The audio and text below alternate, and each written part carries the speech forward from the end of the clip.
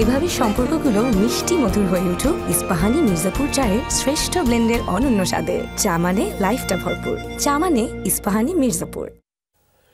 কোনো ষড়যন্ত্রকে আর সফল হতে দেয়া যাবে না। এই আন্দোলন ব্যর্থ হলে বাংলাদেশ আর থাকবে না, এমন মন্তব্য করেছেন বৈষম্য বিরোধী ছাত্র আন্দোলনের আহ্বায়ক হাসনাত আবদুল্লাহ। বিকেলে জগন্নাথ বিশ্ববিদ্যালয়ে বিপ্লবোত্তর ছাত্র ঐক্য অনুষ্ঠানে তিনি বলেন, আওয়ামী লীগ দিল্লিকে দিয়ে বাংলাদেশ শাসন করেছে, ভারতের সাথে ধর্মীয় কারণে সম্পর্কের অবনতি হয়নি বলেও জানান তিনি। নিজেরা ক্ষমতায় থাকতে আওয়ামী লীগ ভারতের গোলামি করেছে উল্লেখ করে হাসনাত বলেন, ভারতের সাথে ন্যায্যতার ভিত্তিতে সম্পর্ক তৈরি করতে হবে। অনুষ্ঠানে জগন্নাথ বিশ্ববিদ্যালয়ের ভিসি ডক্টর রেজাউল করিম বলেন, ছাত্র জনতার কারণেই স্বৈরাচারের পতন সম্ভব হয়েছে। ভবিষ্যতে সুন্দর বাংলাদেশ বিনির্মাণে ছাত্রদের ঐক্য ধরে রাখার আহ্বান জানান তিনি। প্রত্যাশা চলে এই যে এই ছাত্র নেতৃবৃন্দ যেভাবে আমাদের দ্বিতীয় স্বাধীনতাকে ছিনিয়ে এনেছে, ঠিক একইভাবে তারা দৃঢ় ঐক্যবদ্ধ হয়ে এই স্বাধীনতা সার্বভৌমত্ব আজীবনের জন্য এখানে প্রতিষ্ঠিত করে রাখবে।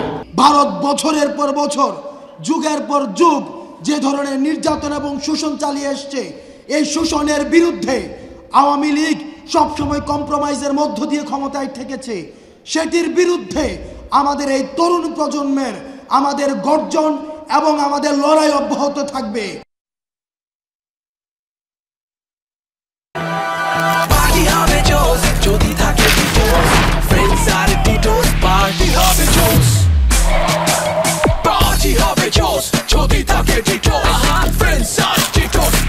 Amazing shape, paprika আর Mexican মশলার mind blasting flavor-এর Tito's party হবে জোস যদি থাকে Tito's। Excellence in quality। আগামী নির্বাচন আরও কঠিন হবে, অনেক ষড়যন্ত্র চলছে এবং অদৃশ্য শক্তি সক্রিয়, এমন মন্তব্য করেছেন বিএনপির ভারপ্রাপ্ত চেয়ারম্যান তারেক রহমান। রাষ্ট্র কাঠামো সংস্কারে ৩১ দফা বিষয়ে চট্টগ্রাম বিভাগীয় কর্মশালায় এসব কথা বলেন তিনি। কিছু নেতাকর্মীর আচরণে দলের ইমেজ ক্ষতিগ্রস্ত হচ্ছে উল্লেখ করে তাদের সংযমী হওয়ার আহ্বান জানান তারেক রহমান।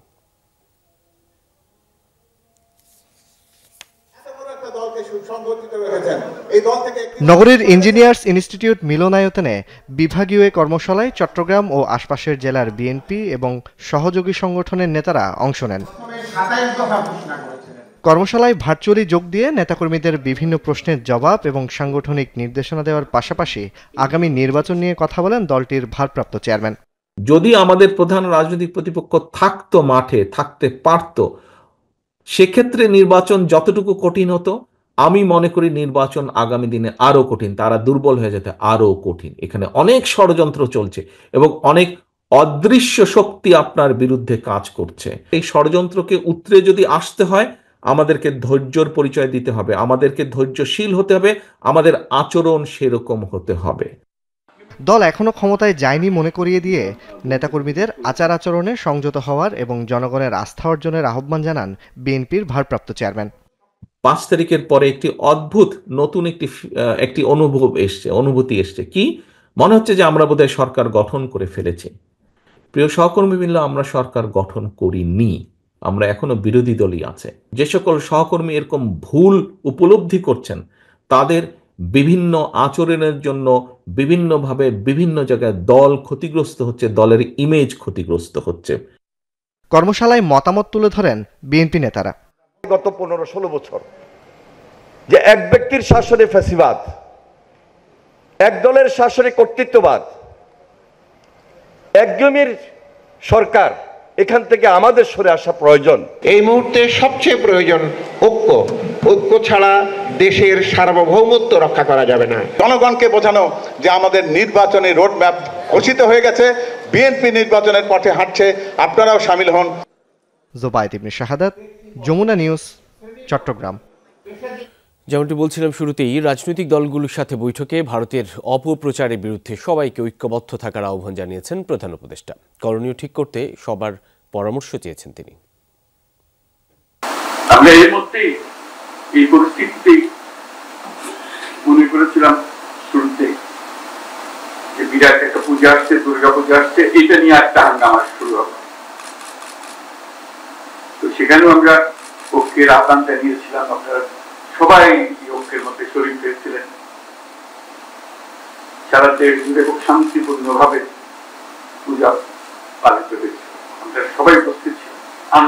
সারা দেশ পূজার আনন্দে শরীর হয়েছে, কোনো তফাৎ কোনো জায়গাতে কোনো রকমের বিশৃঙ্খলা কটূক্তি কিছুই হয়, সেটাও অনেকের পছন্দ হয়।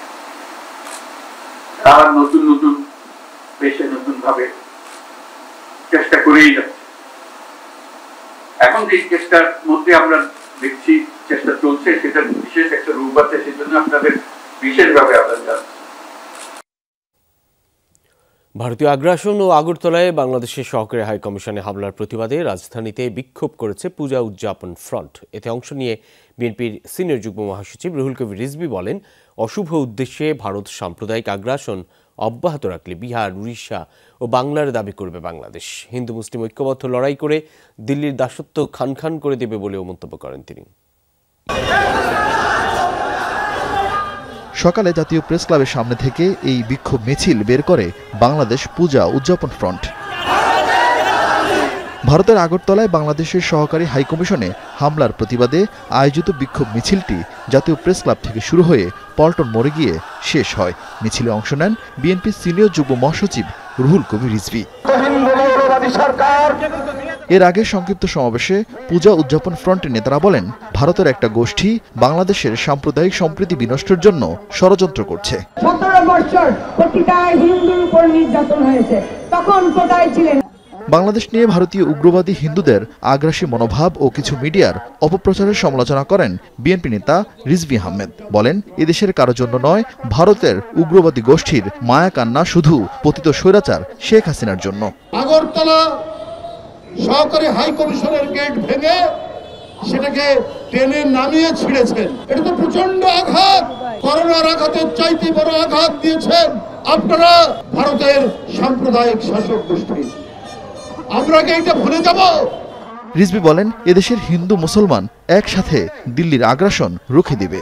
আপনাদের যদি অশুভ ইচ্ছা থাকে, আমরাও তাহলে বলবো, আমাদের যে নবাবের এলাকা বাংলা, বিহার, উড়িষ্যা, আমরা সেইটা দাবি করব। এখানে যদি সিরাজউদ্দৌলা আর মোহনলাল একসাথে লড়াই করতে পারে দেশের মুক্তির জন্য, দেশ রক্ষার জন্য, ঠিক একইভাবে আমরা হিন্দু মুসলমান আমরা লড়াই করব, দিল্লির দাসত্বকে খান খান করব। ভারতীয় আগ্রাসন ঠেকাতে আগামীতে আরো বড় কর্মসূচি দেওয়ার ঘোষণা দেয় বাংলাদেশ পূজা উদযাপন ফ্রন্ট। শুভেন্দু বাবুরা উনি শুনেছি এর আগে নাকি অন্য দল করতেন। আরিফিন শাকিল, যমুনা নিউজ, ঢাকা। ফেনীর বিলোনিয়া সীমান্তে বিজেপি সমর্থিত সনাতনী ঐক্যমঞ্চের উস্কানিমূলক কর্মকাণ্ডের প্রতিবাদ জানিয়েছে স্থানীয়রা। ইস্কন অনুসারীদের সীমান্ত আইন লঙ্ঘনের ঘটনায় তারা ক্ষোভ জানান। এদিকে ধরে নিয়ে যাওয়া এক বাংলাদেশিকে দ্রুত ফেরত দেওয়ার দাবি জানিয়েছে পরিবার। তৃতীয় দিনের মতো বন্ধ রয়েছে জকিগঞ্জ শুল্ক স্টেশন দিয়ে আমদানি রফতানি বাণিজ্য। সনাতনী ঐক্যমঞ্চের উস্কানিমূলক আচরণের নিন্দা জানাতে ফেনীর বিলোনিয়া স্থলবন্দরে জড়ো হয় স্থানীয়রা। প্রতিবাদী স্লোগানে মুখর বন্দর এলাকা। বিক্ষোভকারীদের অভিযোগ, গত 1 ডিসেম্বর ইসকন অনুসারী কয়েকশো নারী পুরুষ বিলোনিয়া স্থলবন্দরের ভারত অংশে জড়ো হয়। সীমান্ত আইন অমান্য করে তারা নোম্যান্স ল্যান্ডে এসে বাংলাদেশ বিরোধী স্লোগান দেয়। এর তীব্র নিন্দা জানাতেই একজোট ছাত্র জনতা। আমাদের বিলোনিয়া সীমান্তে এসে তারা বাংলাদেশের বিরুদ্ধে অবমাননাকর স্লোগান তারা দিয়েছে। আমরা এর প্রতিবাদ আজকে এখানে দাঁড়িয়েছি। সীমানা লঙ্ঘন করে তারা যে স্লোগান দিয়েছে, আজকে আমরা ছাত্র জনতা আমরা সীমানাকে কিভাবে সম্মান দিতে হয় 400 গজ দূরে থেকে আমরা সেই প্রতিবাদ তাদেরকে দেখাই দিয়েছি। ভারতে আমরা ভাষাবর্তী রাষ্ট্র, আমরা বন্ধুত্ব চাই, ভারতের কোনো প্রভুত্ব আমরা চাই না। স্বাধীনতা সার্বভৌমত্বের প্রশ্নে এদেশে সব জনতা এক। এদিকে সীমান্তের বাসিন্দা এক যুবককে ওপারে ধরে নিয়ে যাওয়ার অভিযোগ করেছে পরিবার। কৃষিকাজের সময় মোহাম্মদ ইয়াসিনকে ভারতে ধরে নিয়ে যায় বিএসএফ। তাকে দ্রুত ফিরিয়ে আনার দাবি জানিয়েছেন স্বজনরা। কৃষির কাছে গেছে, পাত্রে ধান বানতো, বিএসএফ আগুলি নিয়ে গেছে আমার বাড়ি। এখন আমি দেখতেছি ছবিদের বেন্ডিশ করণীয় মারধর করছে। আপনাদের কাছে একটাই অনুরোধ, যত তাড়াতাড়ি সম্ভব ওকে আনার ব্যবস্থা করেন। এর আগেও এরকম একটা ছোট বাচ্চা ছাগল চড়াইতে গেছে, আর বিএসএফ আসি একে ধরে অনেক মারা মারছে। এটা অনেক নিতান হয়েছে, হাসপাতালে ভর্তি ছিল প্রায় 1 মাসের মতো। ভারতের আসামের করিমগঞ্জে সনাতনী ঐক্যমঞ্চের বাধার কারণে সিলেটের জকিগঞ্জ শুল্ক স্টেশন দিয়ে তৃতীয় দিনের মতো আমদানি রফতানি কার্যক্রম বন্ধ রয়েছে। জকিগঞ্জ শুল্ক স্টেশন ছাড়া বেনাপোল, হিলি, আখাউড়া সহ দেশের অন্যান্য স্থলবন্দর দিয়ে আমদানি রফতানি কার্যক্রম স্বাভাবিক রয়েছে। অনাকাঙ্ক্ষিত পরিস্থিতি এড়াতে দিনাজপুরের হিলি সীমান্তে জনবল বাড়ানো হয়েছে বলে জানিয়েছে বিজিবি। জাহিদ হাসান, যমুনা নিউজ। রাজনৈতিক সম্পর্ক যাই হোক, ভারতের সাথে অর্থনৈতিক ও বাণিজ্যিক সম্পর্কে কোনো প্রভাব পড়বে না, এমনটি দাবি করেছেন অর্থ উপদেষ্টা সালেউদ্দিন আহমেদ। তিনি বলেছেন, বাংলাদেশে পণ্য রফতানিতে ভারতের ব্যবসায়ীদেরও স্বার্থ আছে। আশা করেন ভারত থেকে আমদানি পণ্য নির্ধারিত সময়েই দেশে আসবে। সচিবালয়ে ক্রয় সংক্রান্ত উপদেষ্টা কমিটির বৈঠক শেষে অর্থ উপদেষ্টার আশ্বাস, রমজানে পণ্যের দাম স্থিতিশীল থাকবে। জুলাই অভ্যুত্থানের পর থেকে বাংলাদেশ ভারত সম্পর্কে টানাপোড়েন চলছে। এতে ঘি ঢেলেছে ইসকন ইস্যু, জাতীয় পতাকার অবমাননা ও বাংলাদেশ সহকারী হাইকমিশনে হামলার ঘটনা। ভারতের একটি রাজনৈতিক পক্ষ রফতানি নিষেধাজ্ঞার দাবিও তুলেছে। এমন পরিস্থিতিকে অর্থ উপদেষ্টা রাজনৈতিক ইস্যু হিসেবে দেখতে চান। বলেন, এতে অর্থনৈতিক ও বাণিজ্যিক সম্পর্কে প্রভাব পড়বে না। নির্ধারিত সময়েই ভারত থেকে দেশে আসবে আমদানি পণ্য। ভারতের সঙ্গে আমাদের কোনো কমার্শিয়াল ইস্যুতে, বাণিজ্যিক ব্যাপারে এখানে কিন্তু রাজনীতির ব্যাপার আসছে না। ওগুলো রাজনৈতিক বক্তব্য দেবে না, কিন্তু যেখানে কমার্শিয়াল ইন্টারেস্ট যখন আসে, যারা আপনার বিক্রি করে তারা তো কিন্তু ওই পলিটিশিয়ানরা কী বলে না বলে, যদি ওখানে অ্যাক্সেস থাকে, প্রাইসের আপনার ইস্যু হয়, তারা কী করবে? বিক্রি করতে হবে, আপনার কাছে বিক্রি করে আরেকজনের কাছে বিক্রি করতে হবে। অতএব এটা আমার মনে হয়, হ্যাঁ কিছুটা তারা বলে দেবো না, তখন তারা ওদিকে ব্যবসায়ীরা তখন প্রোটেস্ট করবে যে আমরা কোথায় যাবো দেবো। ভারতে আবার চাল উৎপন্ন হয়, যখন এক্সেস থাকে, পেঁয়াজ উৎপন্ন হয়, সেটা তখন কোথায় বিক্রি করবে? অর্থ উপদেষ্টা বলেন, শুধু ভারত থেকে নয়, পণ্যের মান ও দাম বিবেচনা করে যে কোনো দেশ থেকে পণ্য কিনতে পারে বাংলাদেশ। ইভেন ভারত থেকে চাল আমদানি করবে কি না করবে এগুলো আমাদের প্রশ্ন না। যারা আমরা কম্পিটিটিভ প্রাইসে দেবে, দ্রুত দেবে এবং কোয়ালিটি, এটা দিলে আমরা ভারত বা অন্য কান্ট্রি ইস্যু করতে পারি। সেটা বিভিন্ন দেশ, শুধু ভারত না, মায়ানমারের সাথে কথা বলছি, ভিয়েতনামের সাথে কথা বলেছি। এর আগে ক্রয় সংক্রান্ত উপদেষ্টা কমিটির বৈঠকে অংশ নেন উপদেষ্টারা। সেখানে রমজান সামনে রেখে টিসিবির মাধ্যমে ৫,০০০ মেট্রিক টন চিনি কেনার সিদ্ধান্ত হয়েছে। এর ক্রয় মূল্য ৫৯ কোটি ২১ লাখ টাকা। এছাড়া ১০,০০০ মেট্রিক টন মসুর ডাল কেনা হবে ৯৬ কোটি ৬৯ লাখ টাকায়। অর্থ উপদেষ্টা বলেছেন, নানা পদক্ষেপ নেয় রমজানে পণ্যের দাম স্থিতিশীল থাকবে। চাল আমদানি করার ব্যাপারে আমরা সিদ্ধান্ত নিয়েছি, মসুর ডাল, তারপরে আপনার এই দুটোরও খাদ্যদ্রব্য। এর আগে তো আমরা আরেক দিয়েছি। আর ভবিষ্যতের জন্য আমরা অলরেডি কথা বলেছি যে সয়াবিন অয়েলের প্রাইস বেড়ে গেছে, সেটা কীভাবে করা যায়, অলরেডি ইম্পোর্ট করছি। আর আমি তো সমস্ত কিছু ডিউটি কমিয়ে দিয়েছি সবগুলো। ডক্টর সালেউদ্দিন বলেন, জিনিসপত্রের দাম কমানোর ক্ষেত্রে বাধা রাজনৈতিক চাঁদাবাজি। সিন্ডিকেট বন্ধ করা গেলেও চাঁদাবাজি বন্ধ করা যাচ্ছে না বলে স্বীকার করেছেন তিনি। রাজনৈতিক সমঝোতা কঠিন, কিন্তু চাঁদাবাজির সমঝোতা খুব সহজ। আলমগীর স্বপন, যমুনা নিউজ, ঢাকা। বাংলাদেশের সংখ্যালঘু ইস্যুতে ব্রিটিশ পার্লামেন্টে উত্থাপিত উদ্বেগ দুঃখজনক বলে মনে করে ঢাকা। সেই সাথে দেশটির সর্বদলীয় পার্লামেন্টারি গ্রুপের রিপোর্টকে এক পেশা হিসেবে উল্লেখ করেছেন পররাষ্ট্র উপদেষ্টা তৌহিদ হোসেন। সরকারের এই মনোভাবের কথা স্পষ্ট করে লন্ডনকে সঠিক তথ্য তুলে ধরতে হাইকমিশনের প্রতি আহ্বান জানিয়েছেন তিনি। সংখ্যালঘু ইস্যুতে টানাপোড়েন চলছে বাংলাদেশ ভারত সম্পর্কে। এমনই বাস্তবতায় সোমবার যুক্তরাজ্যের হাউস অব কমন্সে উঠে আসে বাংলাদেশের সনাতনদের ওপর নির্যাতনের প্রসঙ্গ। এ নিয়ে উদ্বেগ প্রকাশ করে যুক্তরাজ্যের হস্তক্ষেপ চান কয়েকজন এমপি। বুধবার পররাষ্ট্র উপদেষ্টার সঙ্গে দেখা করেন ব্রিটিশ হাইকমিশনার সারাহ কুক। এ সময় সদর দফতরে বাংলাদেশ নিয়ে সঠিক তথ্য দেওয়ার আহ্বান জানান উপদেষ্টা। ব্রিটিশ পার্লামেন্টে কয়েকজন বক্তব্য দিয়েছেন বাংলাদেশের সংখ্যালঘু পরিস্থিতির উপরে।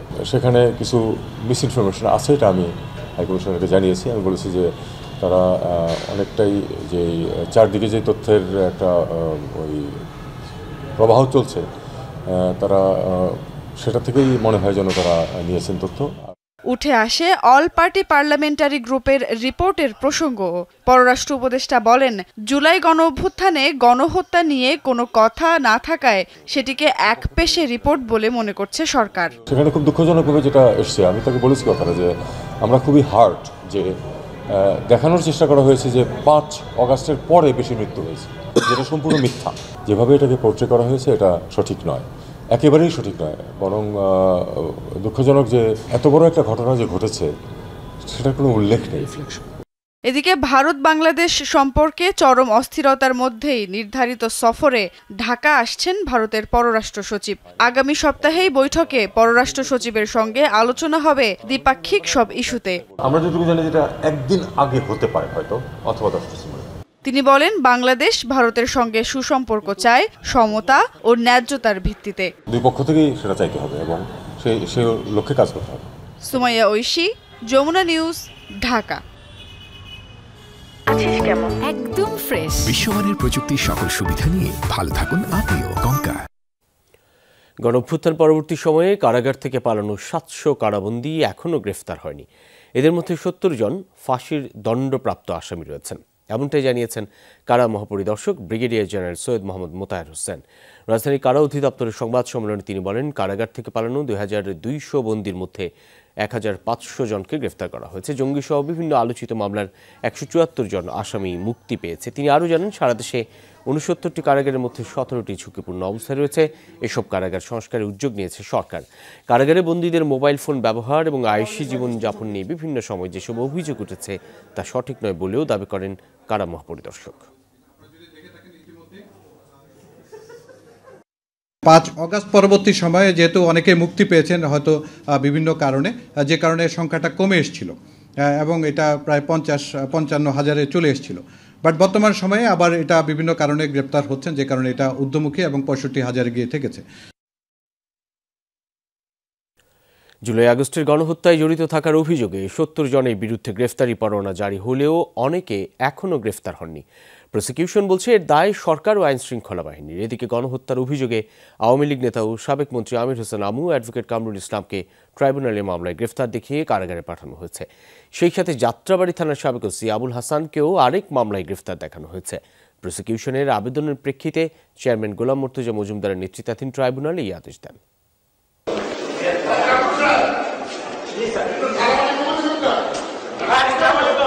14 বছর আগে ট্রাইব্যুনালে এসেছিলেন তৎকালীন আইন প্রতিমন্ত্রী অ্যাডভোকেট কামরুল ইসলাম। সে সময় ট্রাইব্যুনালের হাজতখানায় ছিলেন বিএনপি নেতা সালাউদ্দিন চৌধুরী ও জামাত নেতা দেলোয়ার হোসেন সাইদি। মন্ত্রী হিসেবে অ্যাডভোকেট কামরুলের ট্রাইব্যুনাল পরিদর্শন ও সালাউদ্দিন চৌধুরীর সাথে কুশল বিনিময়ের ভিডিও এখনো ঘুরছে নেট দুনিয়ায়।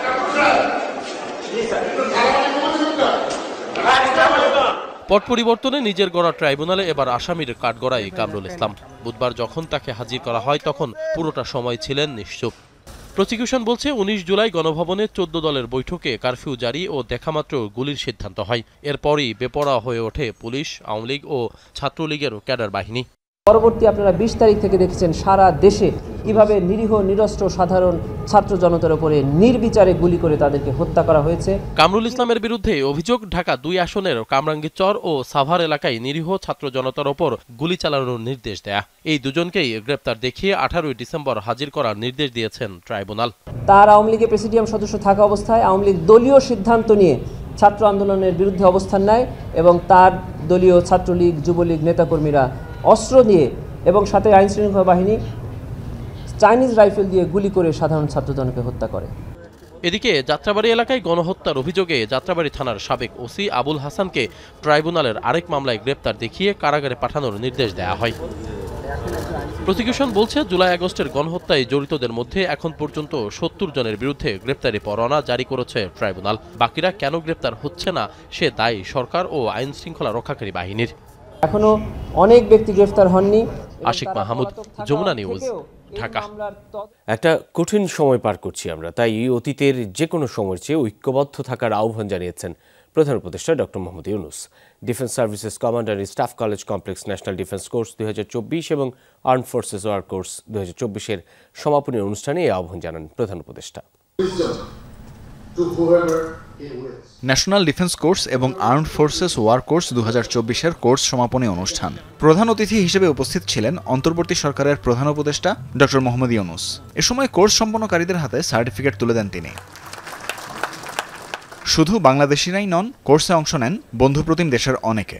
তারা বলেন এই কোর্স তাদের ব্যক্তিগত ও পেশাগত জীবনকে সমৃদ্ধ করতে সহায়ক হবে। It's a course that mainly focused on developing leaders in the leadership skills. It has enhanced my own knowledge of national security and development dynamics.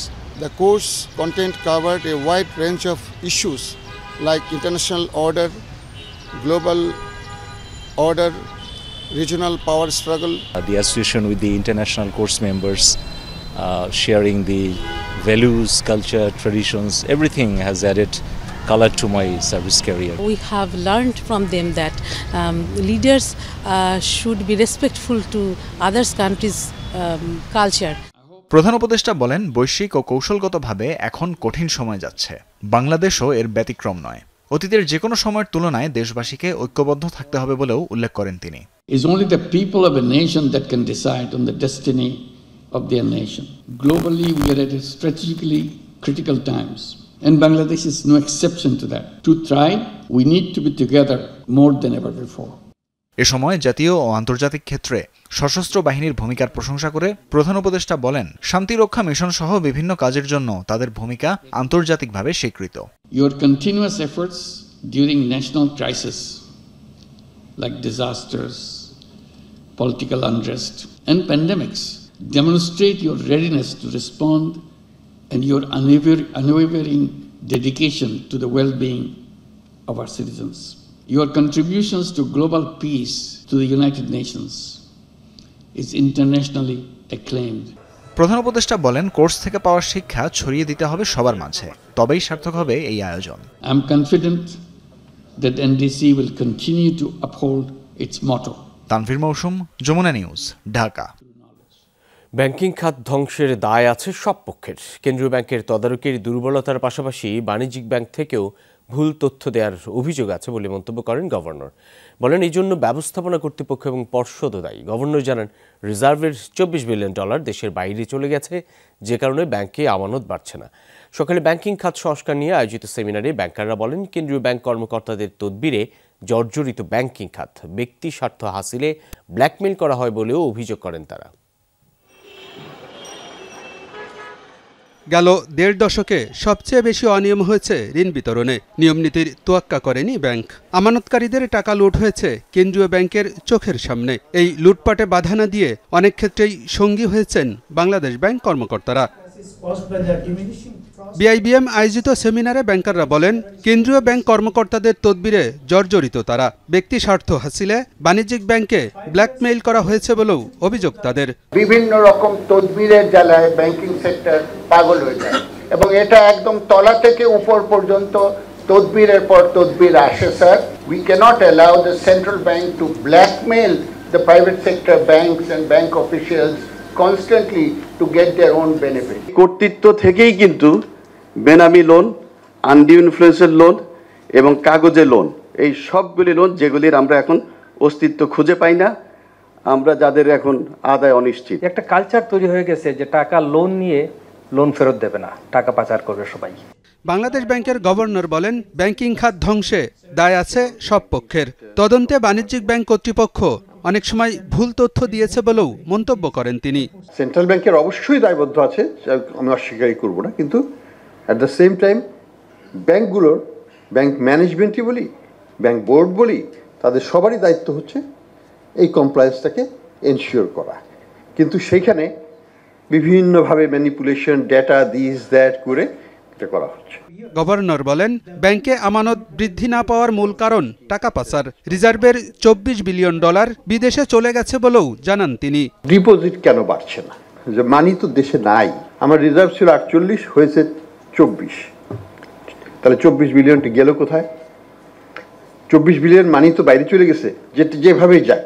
Deposit আমি না বাড়াতে পারি, আমার থেকে যদি টাকা বাইরেই চলে যায়, তাহলে কিন্তু কোনোদিনও ব্যাংকিং খাতের প্রবৃদ্ধি হবে না।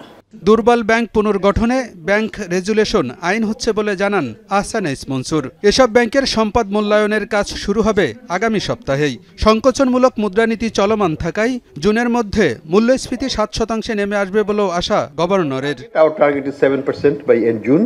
আলমগীর হোসেন, যমুনা নিউজ, ঢাকা। বিসিএস সহ সকল সরকারি চাকুরির আবেদন ফি 200 টাকা করার সিদ্ধান্ত নিয়েছে সচিব কমিটি। বিকেলে মন্ত্রিপরিষদ সভাকক্ষে অনুষ্ঠিত বৈঠকে এই সিদ্ধান্ত হয় বলে জানিয়েছেন জনপ্রশাসন সচিব। পাশাপাশি বিসিএস এর মৌখিক পরীক্ষার নম্বর 200 এর পরিবর্তে 100 করার সিদ্ধান্ত হয়েছে। এক সপ্তাহের মধ্যে এ সংক্রান্ত প্রজ্ঞাপন জারি হবে। সরকারি চাকরির আবেদন ফি কমানোর দাবি দীর্ঘদিনের। ক্ষমতার পট পরিবর্তনের পর চাকরি প্রত্যাশীরা সরকারি সহ সব চাকরির আবেদন ফি 200 টাকা করার দাবি জানিয়ে আসছে। এ অবস্থায় বিসিএস পরীক্ষার আবেদন ফি 700 টাকার স্থলে 350 টাকা করার প্রস্তাব পিএসসি পাঠায় জনপ্রশাসন মন্ত্রণালয়। এই প্রস্তাবের পর্যালোচনা করে সচিব কমিটি বিসিএস সহ সরকারি, আধা সরকারি, ব্যাংক, বিমার চাকরির আবেদন ফি 200 টাকা করার সিদ্ধান্ত নিয়েছে। প্রতিবন্ধীদের ক্ষেত্রেও একই ফি নেওয়া হবে।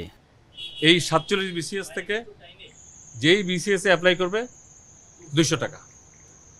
আর ফাইন্যান্স মিনিস্ট্রির মাধ্যমে আরেকটা আদেশ জারি হচ্ছে, ব্যাংক, বিমা, ইন্স্যুরেন্স, আধা সরকারি, আমরা যেটাকে বলি এক্সটেনশন অফ দি গভর্নমেন্ট, এরকম যে কোনো প্রতিষ্ঠানে চাকরির আবেদন ফি সর্বোচ্চ 200 টাকা।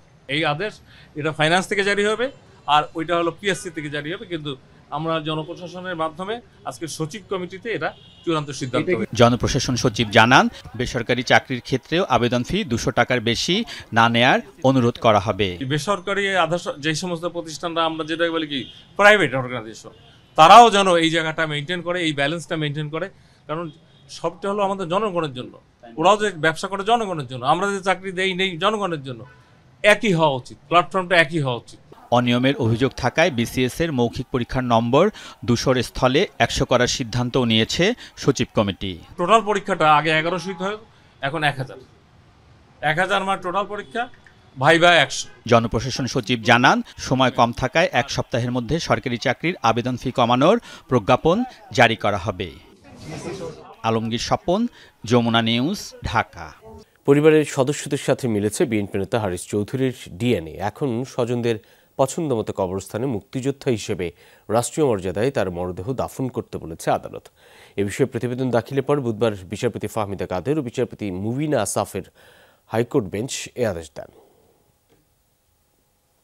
দীর্ঘদিন রাজধানীর পান্থপথে মাহমুদুর রহমান পরিচয়ে আত্মগোপনে ছিলেন বিএনপি নেতা হারিস চৌধুরী। সেখানে 2021 সালের 3 সেপ্টেম্বর মারা যান তিনি। পরে মাহমুদুর রহমান পরিচয়েই তাকে সাভারে দাফন করা হয়।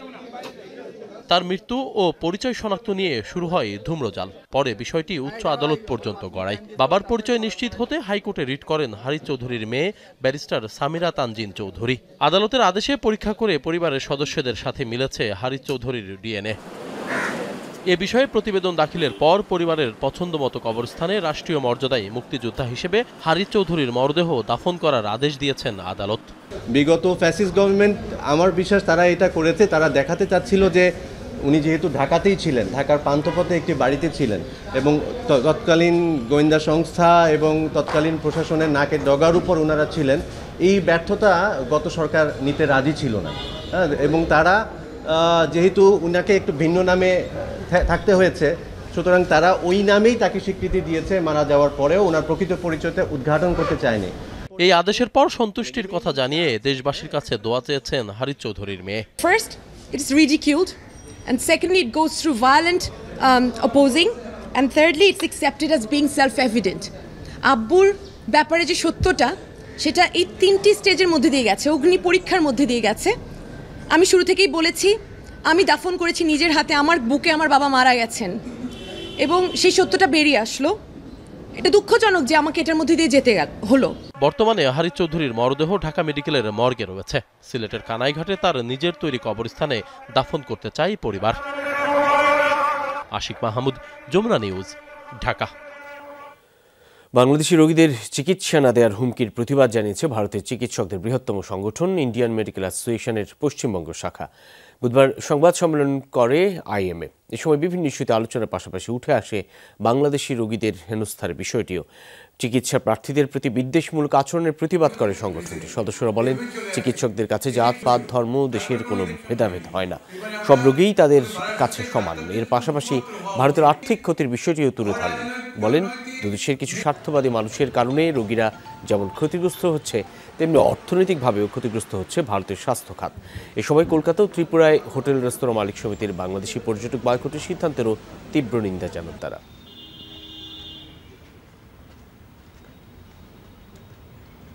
রুগীদের মধ্যে ভেদাভেদ কখনো আনবেন না। রুগীদের আপনি চিকিৎসা করুন, রুগীদেরকে আপনার বক্তব্য রাখুন বা আপনার যেটা আইডিওলজি সেটা রাখুন, কিন্তু রুগীদেরকে কোনো বয়কট বা বঞ্চনা করবেন না। আমাদের যে ডাক্তার সেই হিন্দু, মুসলমান, বৌদ্ধ, খ্রিস্টান কোন দেশ থেকে এসছে এটা জানার কথা না। আমার পতাকা পায়ে করলো, সে তো দুষ্কৃত তো এখানেও আছে, দুষ্কৃতি ওখানে আছে, দুষ্কৃতি এখানেও আছে। তাই কে কী করলো তাই জন্য আমি সবাইকে ব্লেম করবো, it should not be done. এই ছিল আজকের সন্ধ্যার বাংলাদেশের আয়োজনে। এতক্ষণ আমাদের সাথে থাকার জন্য ধন্যবাদ সকলকে।